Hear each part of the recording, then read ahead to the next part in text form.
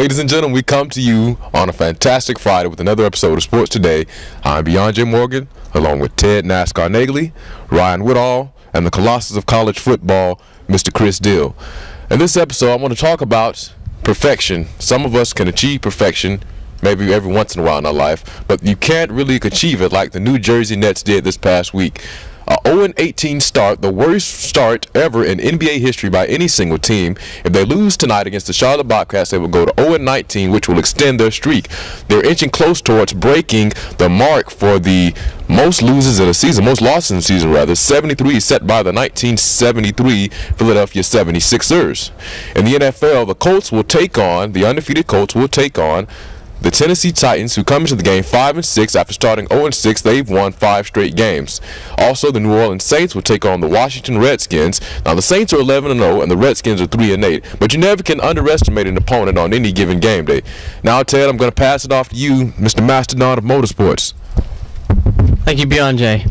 All right, I'm going to keep this short and simple, NASCAR fans. Tonight at 9, watch the awards banquet. Jimmy Johnson, your champion this season. I'm going to pass it off to our excited college football analyst, Chris Dill and Ryan Woodall. Thank you, Ted.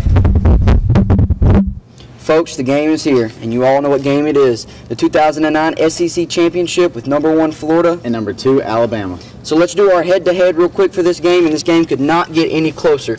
Number 1 Florida, they lead in scoring offense, rushing offense, and in pass offense. The number 2 Alabama Crimson Tide lead in time of possession, red zone offense, and field goals. And then on defense, Florida has it in total defense, pass defense, interceptions, and sacks. And the Crimson Tide are tough with the leading rush defense and red zone defense. And a big key to this game could be Florida's defensive end got suspended for a DUI Tuesday night. Number 8, Carlos Dunlap, who, if you remember correctly, got the sack at the end of the game last year to seal the deal.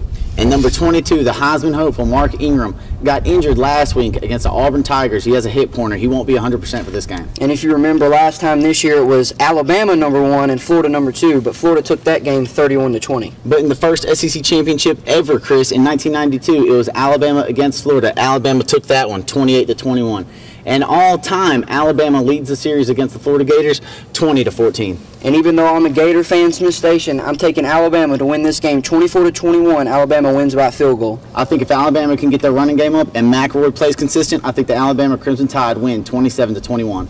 And that's all that we have for our head-to-head with Alabama and Florida. Gentlemen, Alabama's coach Nick Saban and Florida quarterback Tim Tebow will undoubtedly want to finish. And speaking of finish, we're finished because we're out of time for another episode of Sports Today. I would like to remind you that the SEC Championship game will be on CBS Saturday at 4 o'clock. Tune in to see, no doubt, an exciting game.